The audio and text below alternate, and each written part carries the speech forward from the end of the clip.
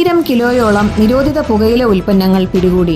Parcel സർവീസിന്റെ മറവിൽ കടത്തിയ ഉൽപ്പന്നങ്ങളാണ് തിരുവനന്തപുരം സെൻട്രൽ റെയിൽവേ സ്റ്റേഷനിൽ നിന്നും പിടികൂടിയത്.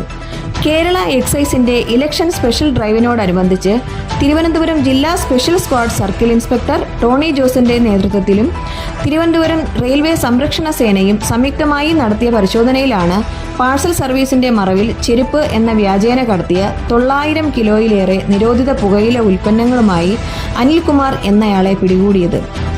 RPF Thiruvananthapuram post commander Ajith Kumar, RPF sub ഇൻസ്പെക്ടർമാരായ Gopalakrishnan, Anilkumar, Vinod Kumar, Varsha Meena, RPF ASI Joji Joseph, RPF squad ASI Jose, excise grade assistant inspector Rajesh Kumar, civil excise ഓഫീസർമാരായ ബിപിൻ, സെൽവം, കൃഷ്ണപ്രസാദ്, സുരേഷ് ബാബു, വിനേഷ് കൃഷ്ണൻ, എക്സൈസ് ഡ്രൈവർ അനന്തു സാബു തുടങ്ങിയവർ റെയ്ഡിൽ പങ്കെടുത്തു.